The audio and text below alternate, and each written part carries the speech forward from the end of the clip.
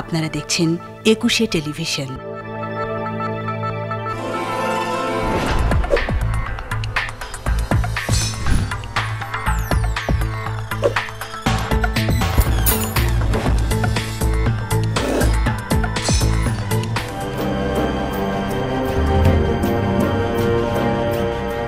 কিনলে 9 জন একটা পড়ছে, ওরা পিস্তল নিয়ে আইতো। প্রতিবাদ করবে কেডা, করতে গেলে মামলা হামলার ভয় আছে। ফসল হইতো না, জীবনে ফসল হইতো, আমরা ফসল চাই। ওইগুলো রাইতে দেয়, রাইতে হবে।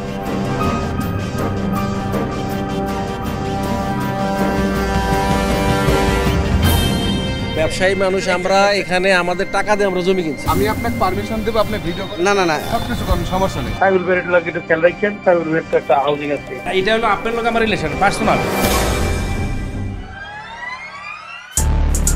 সম্পদ আপনার, কিন্তু সিদ্ধান্ত ল্যান্ড মাফিয়াদের। ফসলি জমির উপর যখন ইচ্ছে ভরাট করবে বালু, আর যখন ইচ্ছে খাবে গিলে। এসব মাফিয়াদের কাগজে নাম হাউজিং কোম্পানি। কারা কিভাবে এসব করছে তা জানতেই এবারের ২১-এর চোখ নিয়ে যথারীতি হাজির হয়েছি আমি, আলী আহমেদ। সঙ্গে ছিলেন রবিউল ইসলাম। পাখির চোখে দেখুন, যতদূর ইচ্ছে উড়ুন, কিন্তু এই ধুধু প্রান্তর শেষ হবে না। নদীর চরে জন্মানো আগাছায় ভরে গেছে পুরো প্রান্তর, কিন্তু এটি তো চর নয়। একটু খেয়াল করলে দেখা যাবে পুরো ভূমি বালুতে আচ্ছন্ন। কিন্তু এখানে এত বালু আসলো কি করে, কারা এনেছে? কৌতূহল মেটাতেই নিচে নামুন। দেখুন এখানে অসংখ্য সাইনবোর্ড, তার মধ্যে একটি রিমঝিম। নামের মধ্যে মাধুর্য থাকলেও কাজে তার মিল নেই। নারায়ণগঞ্জের রূপগঞ্জ উপজেলার ভোলাবো ইউনিয়নে অবস্থিত এই হাউজিং প্রতিষ্ঠান গ্রাস করেছে সাধারণ মানুষের জমি। একসময় শস্য শ্যামলা ফসলের মাঠ এই প্রকল্পের কারণে এখন বিরান ভূমি। এরই মধ্যে সেখানে কিছু জমি প্লট আকারের বিক্রির আয়োজন চলছে। আওয়ামী লীগ নেতাদের ছত্রছায়ায় দখলবাজি শুরু করে প্রতিষ্ঠানটি। শুরুতে সাইনবোর্ড ভাড়া নিয়ে শুরু করে দখলদারিত্ব। সুই হয়ে ঢুকে ফাল হয়ে বের হয় এই ল্যান্ড মাফিয়া। সাইনবোর্ড কি এরা ভাড়া নেয় নাকি? প্রথম সাইনবোর্ডের জায়গাটা ভাড়া নিয়েছিল আমার ভাই বোরে। কত লাখ টাকা করছিল যে তোমার বছর ৭২ লাখ টাকা দিব তোমার ভাড়া, এই জমি সাইনবোর্ড দিব আইলের মধ্যে। তখন এই আইলের মধ্যে সাইনবোর্ড দেওয়ার পরেও এই বালু ফালান শুরু করলো। এদের বিষয়ে কেউ প্রতিবাদও করতে সাহস পায় না, কারণ প্রতিবাদ করতে গেলেই শিকার হতে হয় হামলা মামলার। আমি লিখে না, তারা তো আমরা বাহাদুরি দায়া শেষ করে লেগেছে।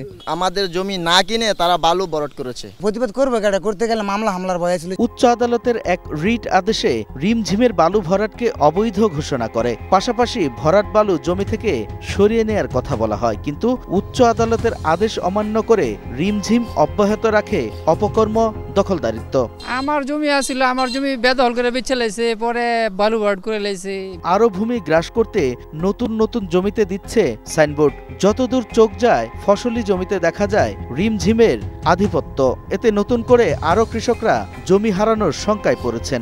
এই আর এখানে খেত আমার থুনমো ধানের লগে বই লাইছে, একটা টিয়া জরিমানা দিছে না। মাছ বাচ্চা বাঙালি আমরা সবাই সুখী ছিলাম, এখন মনে করে আমাদের সব ধ্বংস করে দিছে। এরা ইনি জমি আছিল সব, এটা জোরে বইরে লাইছে কোম্পানি। আমরা কাম করে রিমঝিম কর্তৃপক্ষের সাথে কথা বলার সুযোগ পান না তারা, নেই প্রতিবাদের সাহসও। আমরা বললে পারবো, আমাদের ভরা দিন আমাদেরকে ইয়ে করে দেবো, আমরা হ্যান্ডকাপ লইলে দেবো নিচে। কারণ আমরা কত লোক সেন লইয়ে রাত করে দিনও ফারাদার মানুষ আছে। আমরা এসব অভিযোগ জানতে প্রকল্পের যে অফিস রয়েছে সেখানে যাই। সেখানে মালিকপক্ষ কাউকে না পেলেও পাওয়া যায় পাহারাদারদের, যারা টাকার বিনিময়ে অপকর্মকে পাহারা দিচ্ছেন। এক এক সময় সুপারভাইজার দায়িত্ব দেয়, ইনভেস্টিগেশনের দায়িত্ব দেয়, ঠিক নাই কোম্পানি ভ্যারাইটিস কাজ।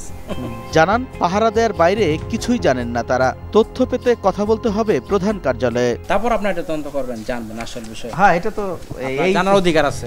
রাজধানীর নিকুঞ্জে রিমঝিমের প্রধান কার্যালয়। সেখানে কর্তৃপক্ষের সাথে কথা বলতে চাইলে শুরুতেই বাধা দেন রিসিপশনিস্ট। কর্তৃপক্ষ কথা বলার আশ্বাস দিলেও নানা মাধ্যমে যোগাযোগ করেও তাদের আর পাওয়া যায়নি। বালু ভরাট করে অন্যের জমি দখল করা আরও এক মাফিয়ার নাম মেরিন সিটি। চলুন দেখে আসি তাদের দখলদারিত্বের বৃত্তান্ত। রূপগঞ্জের কাঞ্চন সেতু পার হয়ে জিন্দা পার্ক, আর জিন্দা পার্কের পাশেই মেরিন সিটি। নামের মধ্যে আভিজাত্য থাকলেও কর্মে দস্যুতা স্পষ্ট। কেনা জমির চেয়ে বেশি রেখেছেন দখলে। পরিবেশ, কৃষি জমি রক্ষাসহ গুরুত্বপূর্ণ বিষয়গুলোকে গুরুত্বহীন করে ফেলেছে ল্যান্ড মাফিয়ারা। কোনো বাছবিছান না করেই সমানতালে বালু ফেলেছেন অন্যের জমিতে। পরে সেই জমি নামেমাত্র মূল্যে বিক্রি করতে দিতেন চাপ, দেখাতেন ভয়ভীতি, চলতো নির্যাতনও। 8-10 বছর ধরে আগে বইরা লাইছে, বইরা পড়ার জন্য ফলট করে লাইতেছে। কোম্পানি 1-2 বিঘা হয়তো বা কিনছে, বেশি জায়গার মধ্যে বালু ফেলাইছে, জবরদস্তি আর কি। এমনি তরকারি হয়তো অন্য তরকারি, কিন্তু ধানটা বেশি। বালুর যে জমিতে ফেলছে ওই জমি কি আর ধান হয়? না, এটাতে আর ধান হওয়া সম্ভব? বালুর মধ্যে কি ধান হয়? চেয়ারম্যান আট করে লইছে, বুঝছো? এমপি আট তো বাধা দিব কেডা? বাধাটা দিব কেডা? মেরিন সিটির অবৈধ বালু ভরাটের কারণে আশপাশের বাড়িঘর, জমি ডুবে যায় একটু বৃষ্টি হলেই। বাধ্য হয়ে অনেকেই উঁচু করছেন নিজেদের ঘর। অনেক উঁচু করছেন কেন? এই বৃষ্টি লেগে পানি আসে, পরে ঘরের ভিতর পানি যায়। কোথাও কোথাও স্থায়ীভাবে পানি জমে থাকায় নষ্ট হয়েছে ফসলি জমি। ধানের জমি নষ্ট হলো কিভাবে? ধরেন 10-12 বছর আগের থেকে। হ্যাঁ, কিভাবে? ওই মেরিল সিটি বালুটা বইরা লাইছে, আল্লাহ অনেকদিন বইব। এটা তো কোনো ভাই যাইতারে না পানি, সকালটা বইরা লাইছে না, এন পানি 2-3 দিন দলক হয়তো বাইত পানি উঠে। ধানটা নষ্ট হয়ে গেছে, তারপর যেটুকু জমি আছে লোকে লাগায়, বর্ষা আসলে পানি বেঁধে সব মরে যায়। জোর করে বালু ফেলা আর অন্যের জমির ফসল নষ্ট করা যে অপরাধ, তাও ভুলে গেছেন ভুক্তভোগীরা। এখন বাধ্য হয়ে অনেকেই মেরিন সিটির হাতে নিজেদের জমি তুলে দিতে চাইছেন। বালু ফেলা রাখছে, পরে হয়তো পলট যাইব, নয়তো জমি বিক্রি করবো, দুইটার একটা হইব। আজকে কালকে বেতন ধর লাগবে। কিনছে এক ভাই, বইরা গেছে 2 ভাই। বালু তার বেড়া দিয়ে ফেলাই তারা হারা, পাইপ সারছে, এগোটা বইরা আরো 2-4 ভাই বইরা গেছে। নিচে কোম্পানি নিচে। কোন কোম্পানি? মেরিন কোম্পানি নিচে। মেরিন কোম্পানির মালিক কে? মেরিন কোম্পানির মালিকের নাম হলো মাহবুর। মেরিন সিটির ভেতরেই একটি ভবন রয়েছে, যেখানে মেরিন সিটির কার্যক্রম চলে। পরপর 2 দিন সেখানে যায় 21-এর চোখের টিম। সেখানে যাদের পাওয়া যায় তারা একটি কক্ষ দেখিয়ে দেয় 21-এর চোখের টিমকে, যেখানে সাইট অফিসের কর্মকর্তারা থাকেন। কিন্তু 2 দিন দীর্ঘ সময় অপেক্ষা করেও সেখানে কাউকে পাওয়া যায়নি। তাদের বিজ্ঞাপনে দেয়া নাম্বারে কল দিলেও কোনো সাড়া পাওয়া যায় না। অলি আহমেদ নামে একজনের সাথে অবশেষে কথা হয় ফোনে। তিনি বলেন মেরিন সিটির পক্ষ থেকেই যোগাযোগ করা হবে, কিন্তু তা না হওয়ায় পরের দিন আমাদের মেরিন সিটির প্রধান কার্যালয়ে যেতে বলেন। আমরা বনানীতে তাদের অফিসে যাই। সেখানে গেলে HR-এর একজন দেখান তার দস্যু রূপ।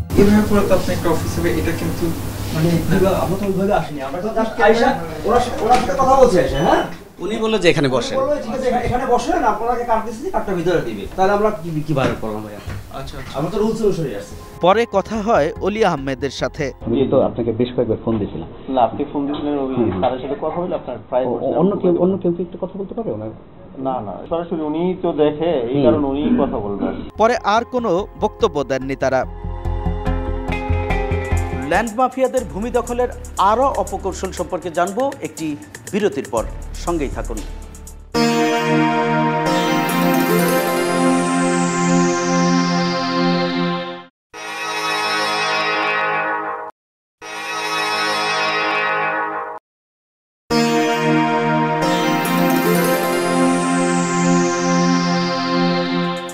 স্বাগত 21-এর চোখে। ল্যান্ড মাফিয়াদের থাবায় ফসলি জমি নষ্ট হয়েছে জীবনধারা ও প্রাণ প্রকৃতি। বিস্তৃত মাঠে বালুর পাহাড়, সেখান থেকে বালু উড়ে আসে স্থানীয়দের বাড়িঘরে। উদ্দেশ্য জমির মতো যেন বাড়িঘরও ফেলে যায় স্থানীয়রা। অল্প কিনা মনে করেন হেরা 3 জনের থেকে কিনলে 9 জন একটা পড়ছে, কয়জনের জায়গা কিনে সব জায়গায় তো হেরা বরত করে ফেলাইছে। না কই ওই এই জায়গায় বরত করছে, এরপর আমরা বাধা দিছি, বাধা দিল ওখানে নাই, এরপরে এগুলো ব্যাগ বইরা লাগছে। কে জমি দিল আর না দিল তাতে কিছু আসে যায় না ফর্টিস গ্রুপের পূর্বাচল প্লাটিনাম এই প্রজেক্টের। অভিযোগ তারা তাদের মতো করে নিয়ে নিয়েছে জমি। যখন বালু ফালাইতে কিনা স্যার আমাদের জমিনে যখন যেটা আমরা বিক্রি করি নাই, ওই জমিন গিলারা এইটা সহ এটাও বইরা লিছে। স্থানীয়দের আকুতি কিংবা অনুরোধ কোনোটাই কানে তোলেনি পূর্বাচল প্লাটিনাম প্রজেক্টের কর্তারা। ওরা পিস্তল নিয়ে আইতো কিছু মহিলা যদি বলতো যে আপনাদের জায়গায় বালু ফালায় না, গুলি করতো। এমনও সময় গেছে কোনো মহিলা গুলি করছে, পরে নিজের গায়ের কাপড় ফালাইছে, দৌড় দিছে। ভূমিদস্যুদের থাবায় নষ্ট হয়েছে ফসলি জমি, সৃষ্টি হয়েছে জলাবদ্ধতা।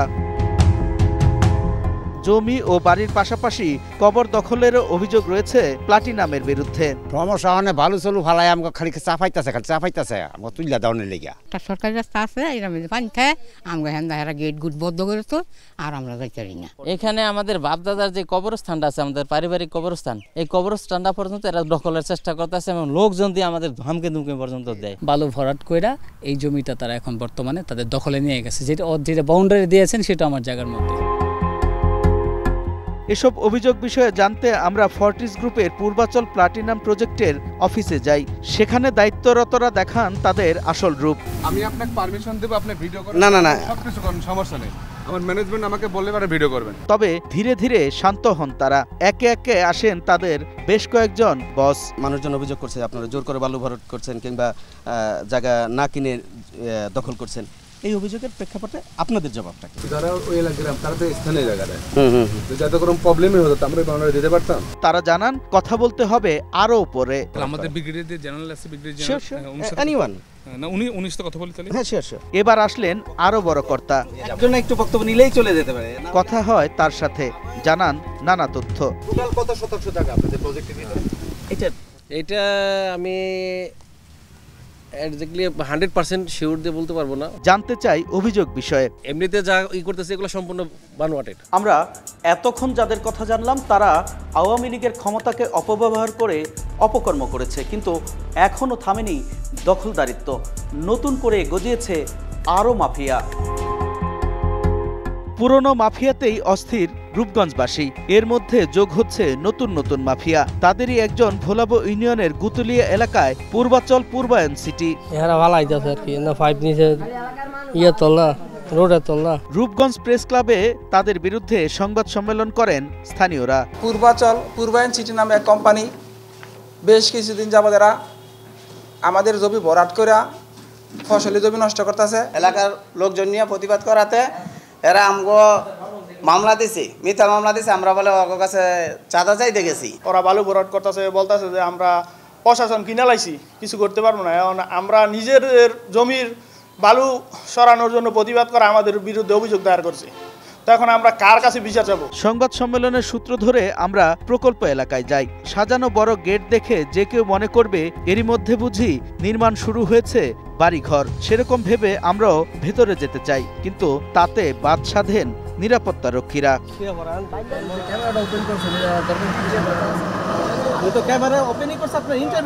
স্থানীয়রা বলেন তাদের পাশ কাটিয়ে কিভাবে গড়ে তোলা হচ্ছে এই নতুন আবাসন প্রকল্প। আমি খোড়া গাড়ি তুইছি, এটা এই কোম্পানি বলে। তারা যে বালু কিনতেছে অনুমতি নিচ্ছে আপনাদের? না, আমাদের জিজ্ঞেস করেন আর কি। আপনারা বাধা দেন? বাধা দেওয়ার পর তো ফালাইতেছে। আমরা অন্যদিকে ঘুরে প্রকল্পে প্রবেশ করি। সেখানে দেখা যায় বড় বড় পাইপ পড়ে রয়েছে। সেসব পাইপে আনা হয় বালু। বালুতে ভরাট হচ্ছে বিঘার পর বিঘা জমি। প্রকল্প থেকে বের হয়ে গেটের সামনে আসলে হাজির হন প্রকল্পের পক্ষের লোক। এই প্রজেক্টের বিরুদ্ধে লোকজন যা সংবাদ সম্মেলন করছে আপনারা জানেন কিনা? এখানে পাইপের বালু ফাড়াচ্ছে, কিন্তু ওইখানে কিছু গেছে মেম্বার এই লোকজন এদের সাথে লিয়াজও না করে আসে আক্রমণ করছে। আমরাই তো আমাকে মারিয়ে ফেলেছিল, আমরা তাড়াতাড়ি সরিয়ে নিচে চলে গেছি। আমরা বিষয়টি নিয়ে যোগাযোগ করি কর্তৃপক্ষের সাথে। বনানীতে তাদের অফিসে গেলে কথা হয় জনসংযোগ কর্মকর্তার সাথে। বালু ভরাটের বিষয়ে অভিযোগ অস্বীকার করেন তিনি। একটাও কেউ প্রমাণ দিতে পারবে না যে আমরা কাউকে কোনো প্রেশার ক্রিয়েট করা হয়েছে, কাউকে পুশ করা হয়েছে, এটা কখনো হয়নি। তবে অল্প সময়ের মধ্যেই আরেক কর্তা কতগুলো কাগজ 21-এর চোখের টিমকে দেখান। বলেন ভরাট করতে গিয়ে অন্য যেসব জমিতে বালু গেছে তাদের নাকি ক্ষতিপূরণ দেয়া হচ্ছে। আমাদের একজন আছে নুরুজ্জামান 251, উনি 5000 চেয়েছে, 5000 টাকায় দিয়েছে। এবং আরো একটা লিস্ট আমাদের কাছে আসছে প্রায় 2 বিঘার 10 বিঘার মতো, 8 বিঘা সরি 8 বিঘা আসছে। ওনাদেরকে আমরা ডাকছি, ওনারা রোববারে আমাদের সাথে ওখানে। মানে 8 বিঘা কি অভিযোগ? পানি গেছে, মানে আমাদের ডেজার্টের পানিটা গেছে ওনাদের। ওনাদেরকে আমরা ডাকছি, ওনাদেরকে আমরা ক্ষতিপূরণ দিয়ে দেব। এবার নিজেদের অবস্থান স্পষ্ট হওয়ায় 21-এর চোখের টিমকে টাকা দিতে চান পূর্বায়নের কর্তারা। একটু কাইন্ডলি জাস্ট প্লিজ এটা আমারে আপনার কি মনে হয়েছে? সময় হলো আরও একটি বিরতির। ফিরে এসে জানবো ল্যান্ড মাফিয়াদের বিষয়ে প্রশাসনের ভূমিকা কী?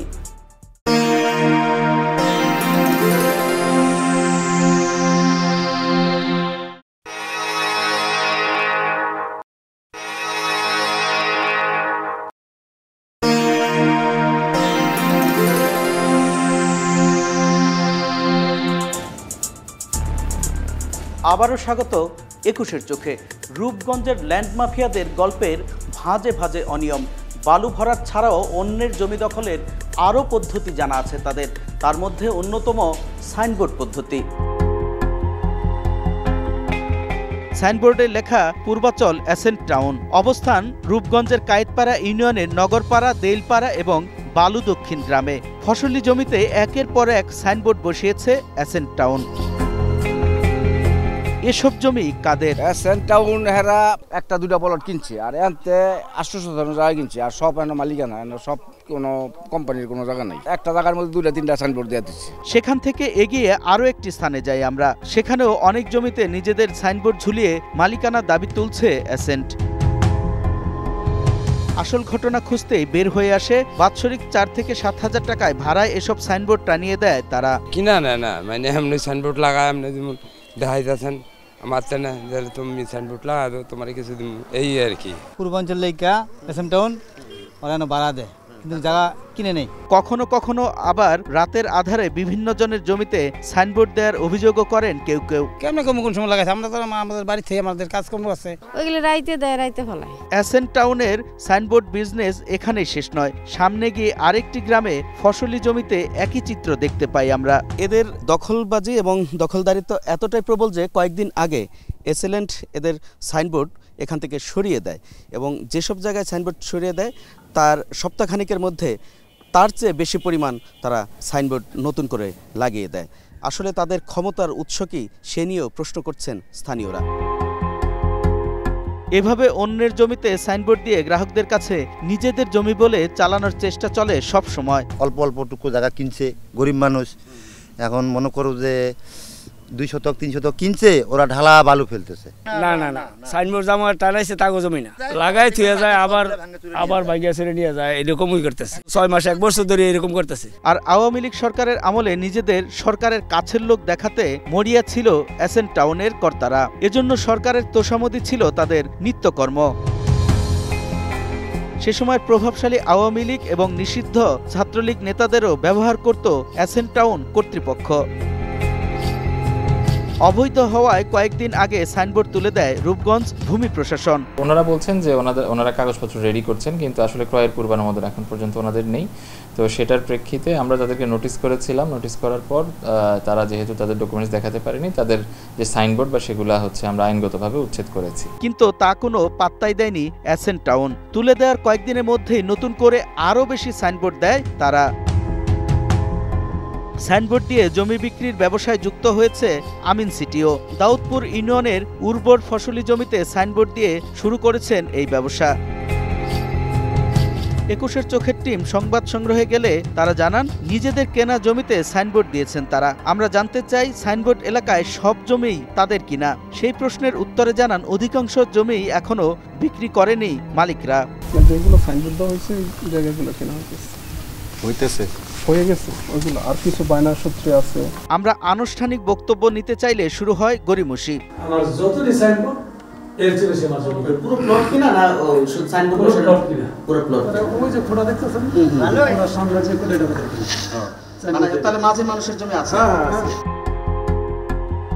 ভোলাবো ইউনিয়নের পূর্বাচল হোমল্যান্ড টাউনও চালায় কাঞ্চন পৌরসভার মেয়র রফিকুল ইসলামের ভাই সাইফুল ইসলাম। উনি তো দেশের বাইরে, যুগান্তর পত্রিকার রাসেল হচ্ছে এটা ডিরেক্টর। আর তাকে শেল্টার দিয়ে কোম্পানির পরিচালক পদ বাগিয়ে নিয়েছেন একটি জাতীয় দৈনিকের স্থানীয় প্রতিনিধি।